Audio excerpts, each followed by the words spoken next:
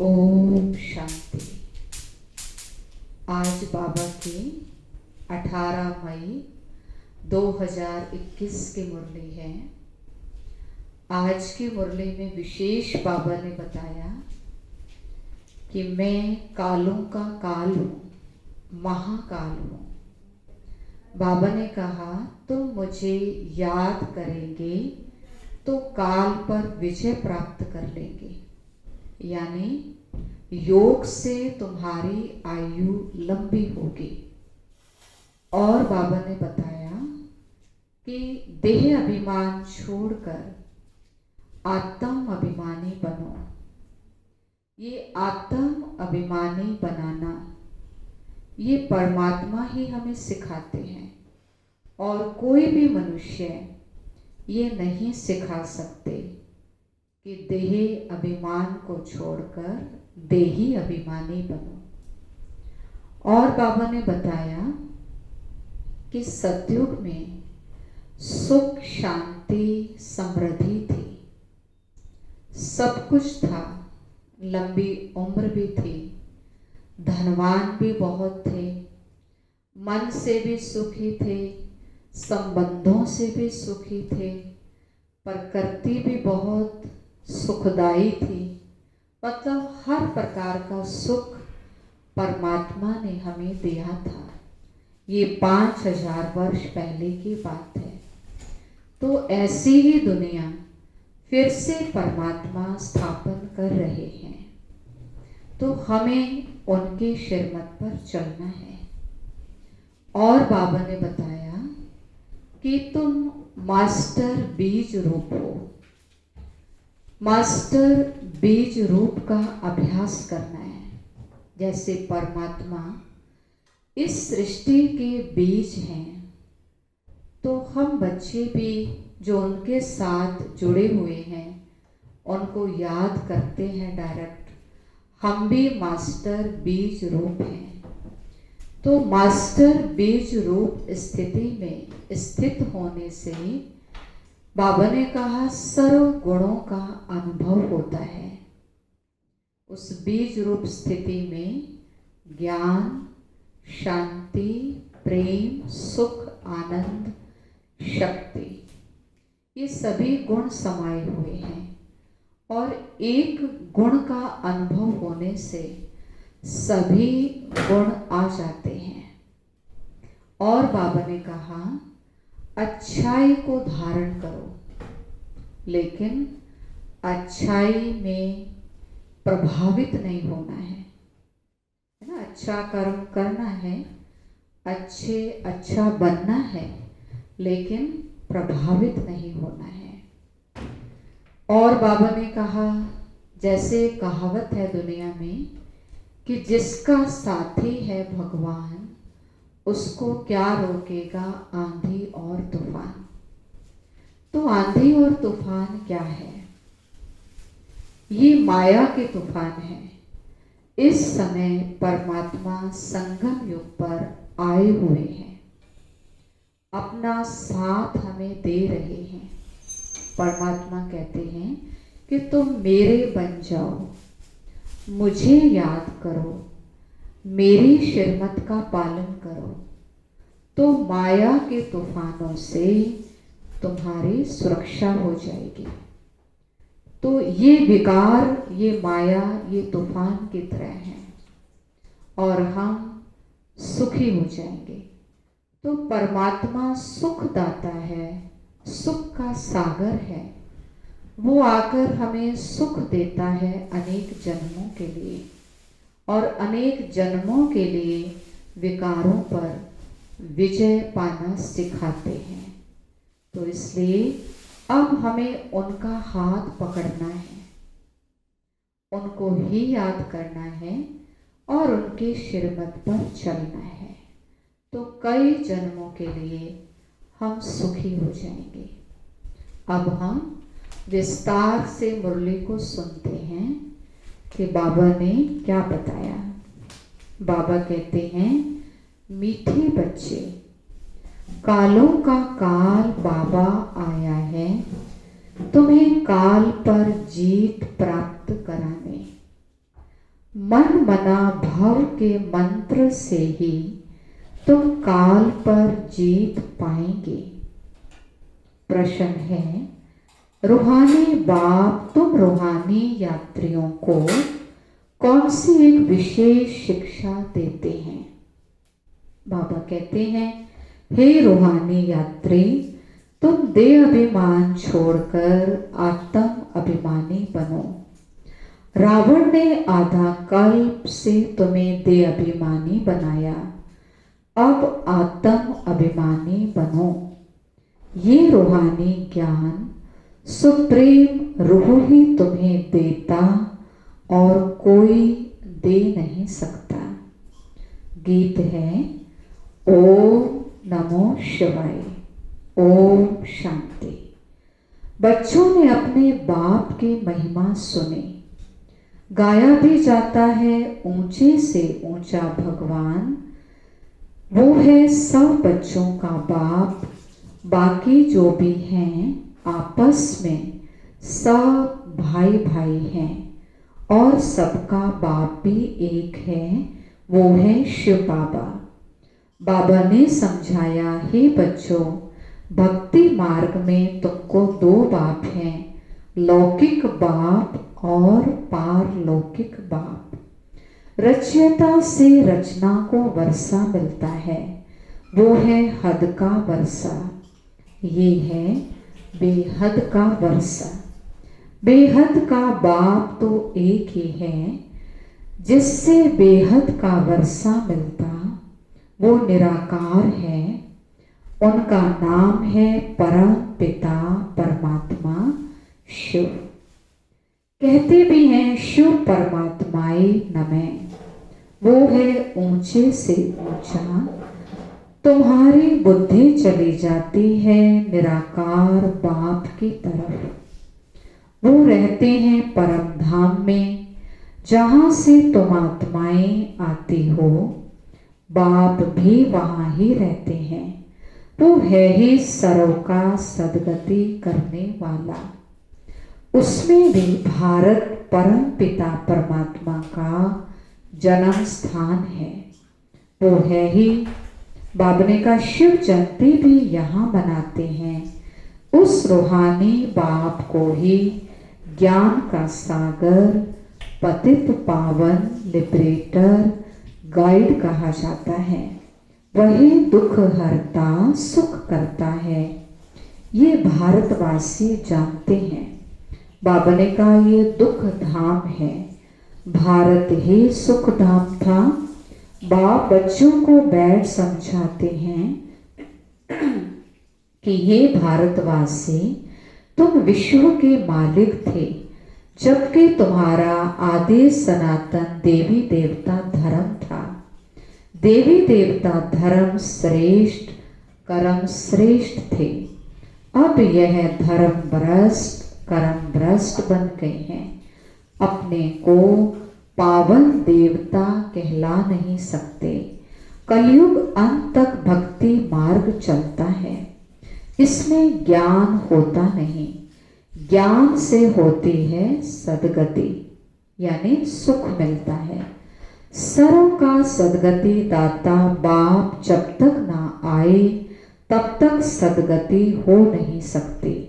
बाबा कहते हैं, मैं कल्प के संगम युग पर आता हूँ। इस समय है ही पतित दुनिया, पावन एक भी होता नहीं।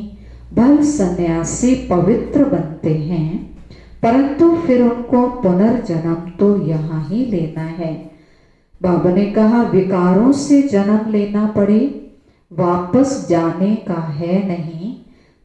जब चक्र पूरा होता है तभी बाप आकर ले जाते हैं। इसको कहा जाता है रूहानी ज्ञान। सुप्रीम रूह रूहानी ज्ञान देते हैं। सुप्रीम रूह ही ज्ञान का सागर, पतित पावन है। बाकी शास्त्रों का ज्ञान तो है भक्ति मार्ग।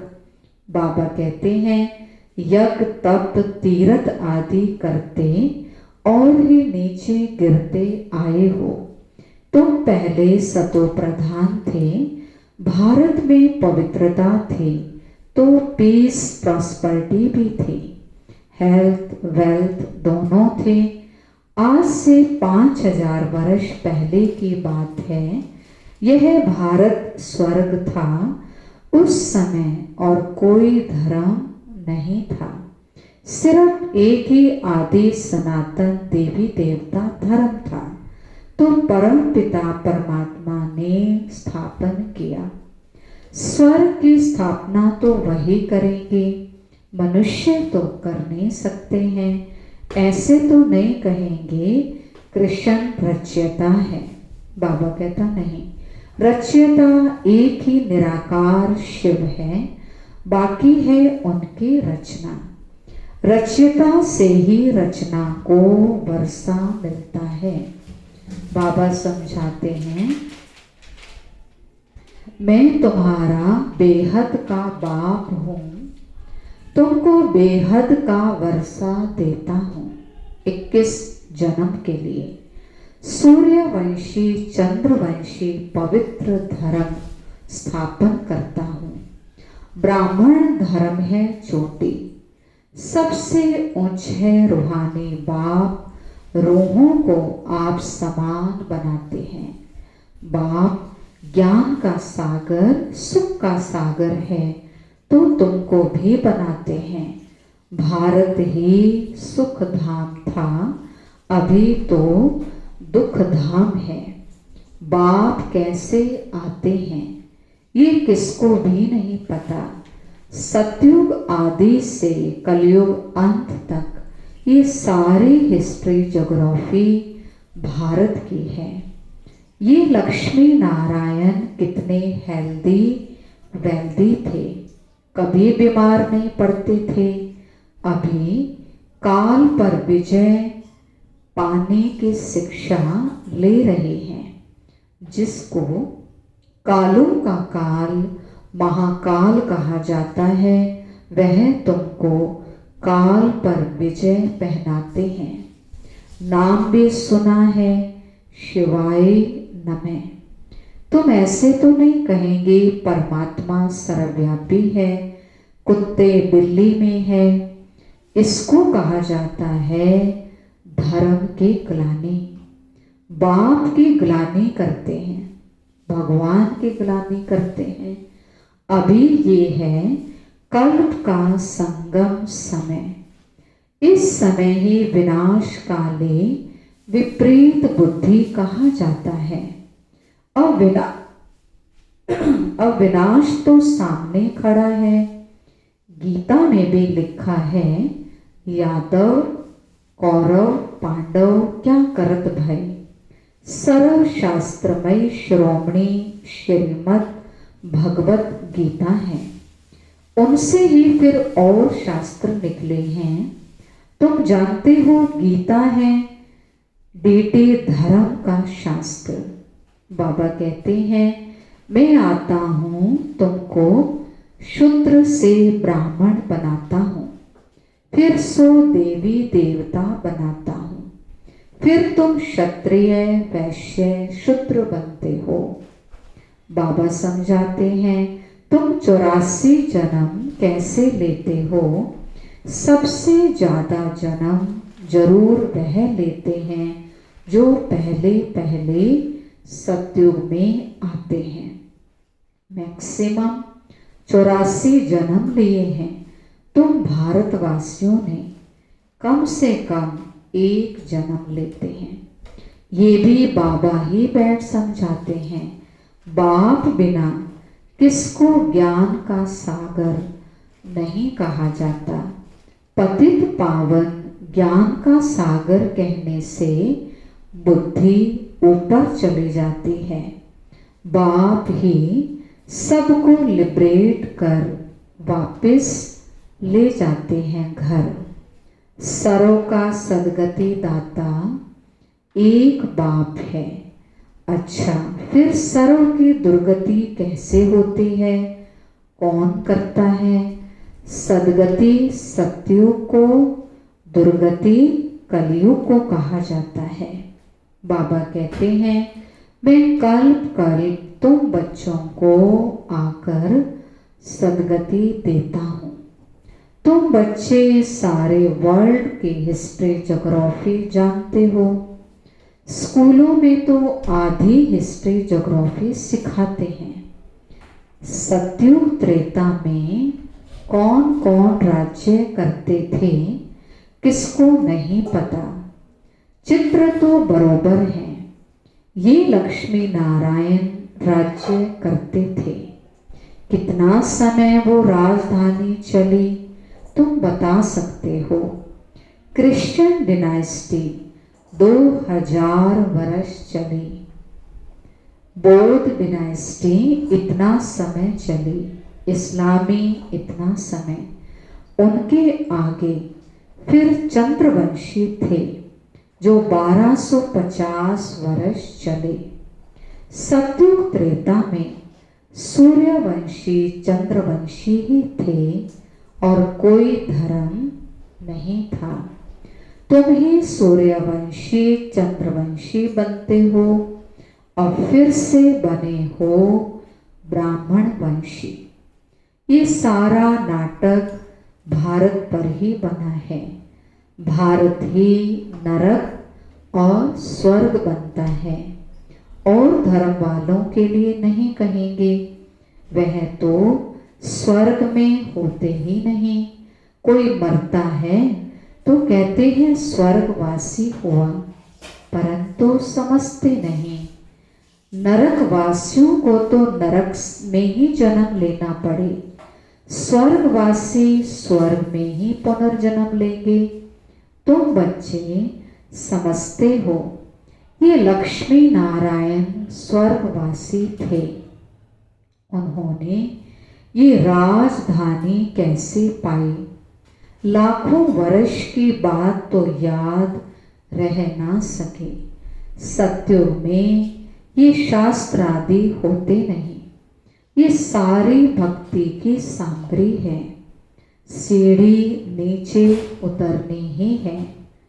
सतो प्रधान से सतो रजो तमो में ये सीढ़ी उतरने में 5000 वर्ष लगते हैं। सतयुग में 16 कला संपूर्ण, फिर त्रेता में 2 कला कम।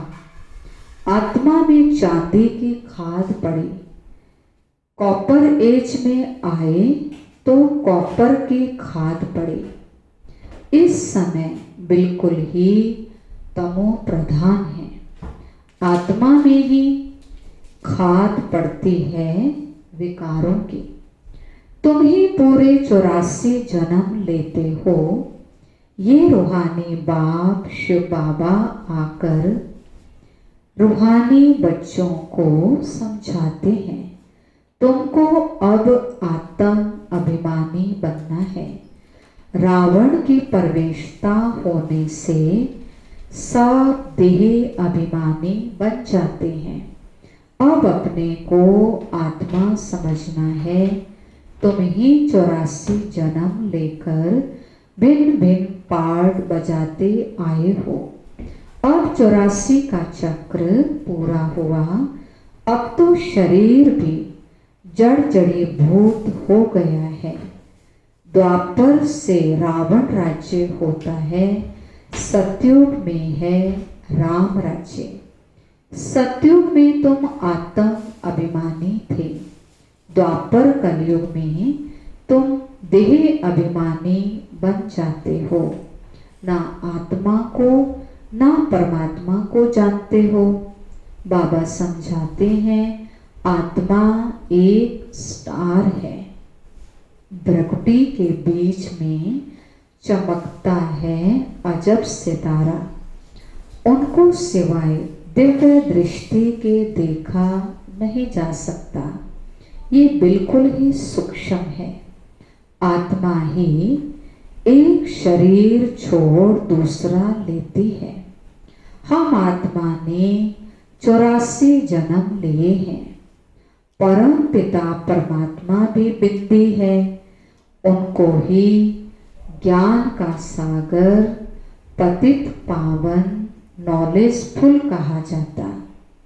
परम पिता परम आत्मा में सृष्टि के आदि मध्यंत का ज्ञान है। बीज रूप होने के कारण उनको सत्य चित्त आनंद स्वरूप कहा जाता है।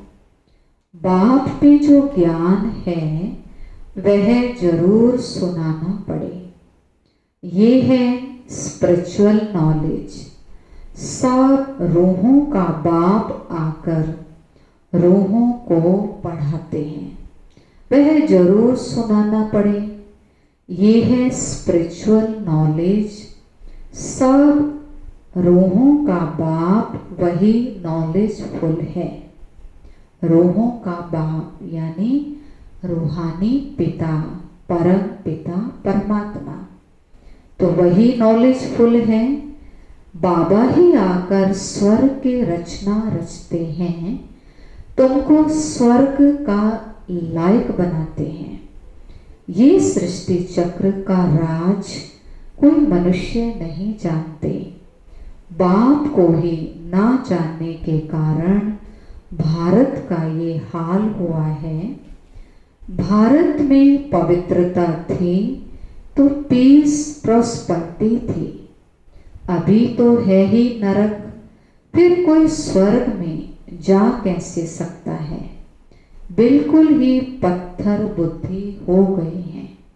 बाबा कहते हैं मैं बच्चों के लिए कोई तो सौगात लेकर आऊंगा, तुमको स्वर्ग का मालिक बनाता हूँ।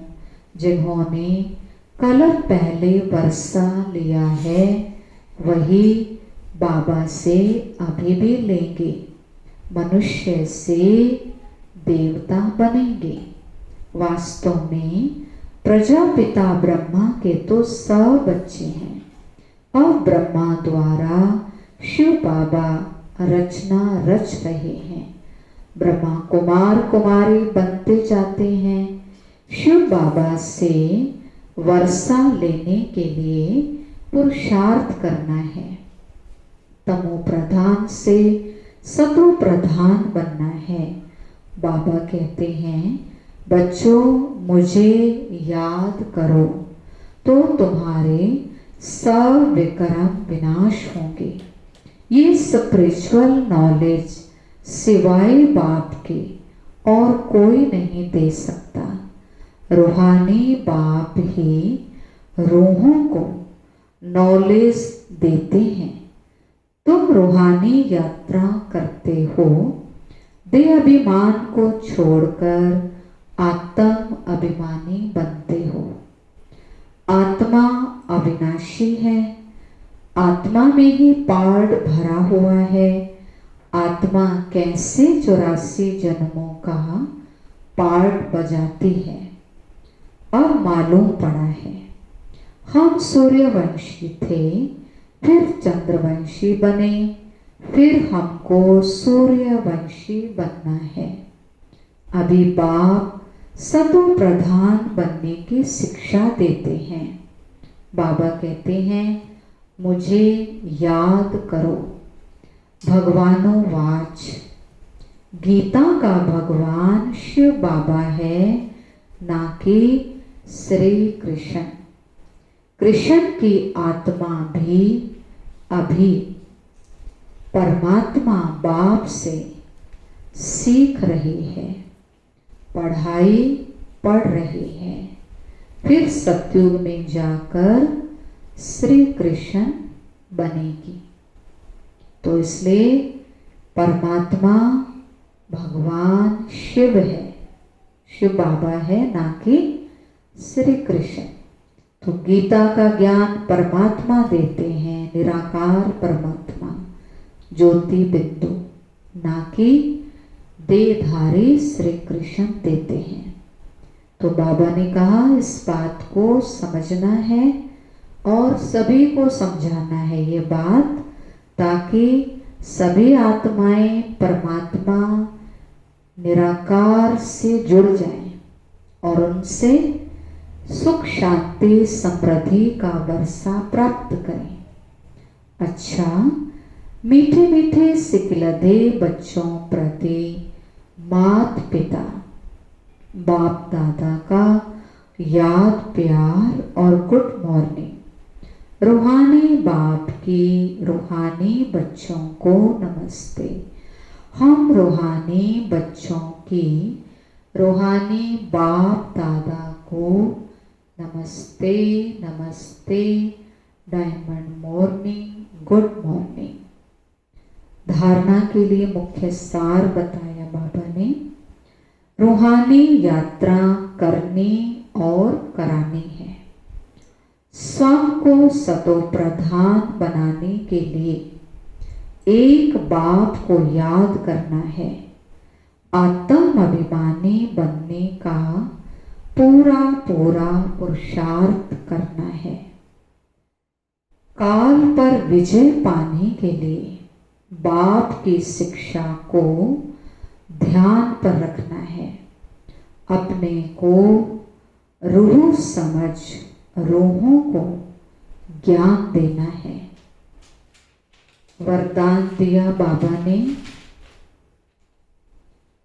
आवाज से परे की स्थिति में स्थित हो सर्व गुणों का अनुभव करने वाले मास्टर बीज रूप भव।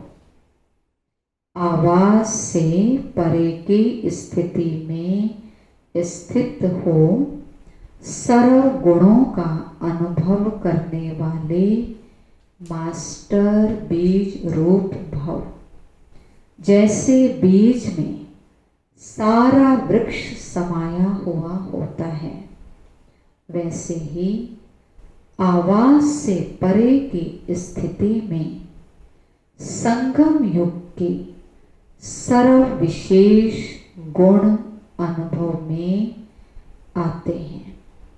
मास्टर बीज रूप बनना अर्थात सिर्फ शांति नहीं, लेकिन शांति के साथ ज्ञान, अतीन्द्रिय सुख, प्रेम, आनंद, शक्ति आदि आदि सर्व मुख्य गुणों का अनुभव करना।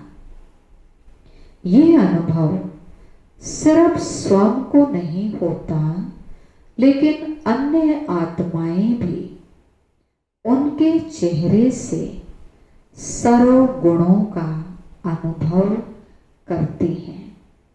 एक गुण में सर्व गुण समाये हुए रहते हैं।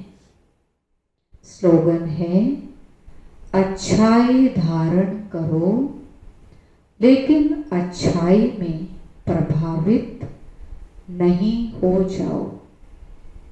बाबा ने कहा, अच्छाई धारण करो लेकिन अच्छाई में प्रभावित नहीं हो जाओ। मातेश्वरी जगदम्बा जी के अनमोल कुछ महावाक्य हैं।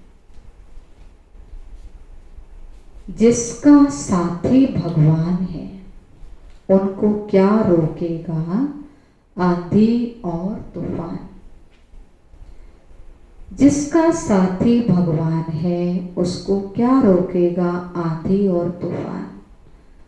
देखो, ये गीत सिद्ध करता है कि आत्मा और परमात्मा दो चीज हैं। ना ईश्वर सर्वव्यापी है, क्योंकि जिसका साथी है ईश्वर, वो हाजिर होते हुए फिर भी सृष्टि में इतना दुख क्यों। मनुष्य इतने कंगाल मोहताज क्यों। परमात्मा तो सुख स्वरूप है, तो सर्वव्यापी परमात्मा कहना गोया परमात्मा की इंसल्ट करना है। भगवान के हाजिर होते दुनिया सुख स्वरूप होनी चाहिए या दुख रूप होनी चाहिए। फिर परमात्मा को पुकारने की क्या जरूरत है, क्यों जरूरत है। तो हम इस समय माया सर्वव्यापी है, यानी भगवान कहते इस समय विकार बुराइयां सर्वव्यापी हैं, ना कि परमात्मा हाजिर है। परमात्मा सिर्फ एक बार इस समय संगम युग पर आते हैं, तब उनको हाजिर नाजिर कह सकते हैं। बाकी उनकी याद सबके दिलों में जरूर व्यापक है। शरीर को चलाने वाली शक्ति तो हरेक में भिन्न भिन्न संस्कार वाली आत्मा है, ना कि परमात्मा है। अब विचार करना है कि परमात्मा का साथ क्यों लिया है। इस माया के आंधी और तूफान में पार होने के लिए तो जरूर कोई माया का तूफान है, जिससे पार होने के लिए उस परमात्मा का साथ हम आत्माएं मांगती हैं। अगर वो हाजिर होता तो ना माया की उलझन होती, ना उनका साथ लेने के लिए याद करना पड़ता। तो हम आत्माओं और परमात्मा दोनों का इस खेल में पार्ट है। तो जब परमात्मा आता है तो उनका पूरा साथ लेकर उनका हो जाना है, तभी माया के तूफान से छूट जाएंगे। भले वो सबका सुख दाता है, परंतु जो प्रैक्टिकल में उनका सहारा लेते हैं, उन्हों को ही परमात्मा का साथ मिलता है। तो उन बच्चों को एक्स्ट्रा प्राप्ति होती है।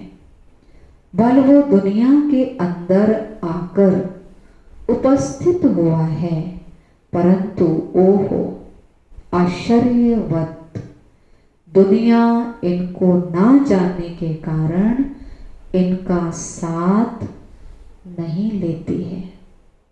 भगवान का साथ नहीं लेते हैं ना जानने के कारण। अगर इनका पूरा साथ पकड़ लें तो मदद देने में मशहूर है भगवान। कहते हैं एक कदम तुम आगे बढ़ो तो 10 कदम आगे आएंगे। तो वो संपूर्ण सुख शांति का वर्षा देते हैं, जिसमें कोई अपूर्णता नहीं होती है, यानी सारी प्राप्तियां होती हैं। इसलिए परमात्मा कहते हैं कि मुझे याद करो,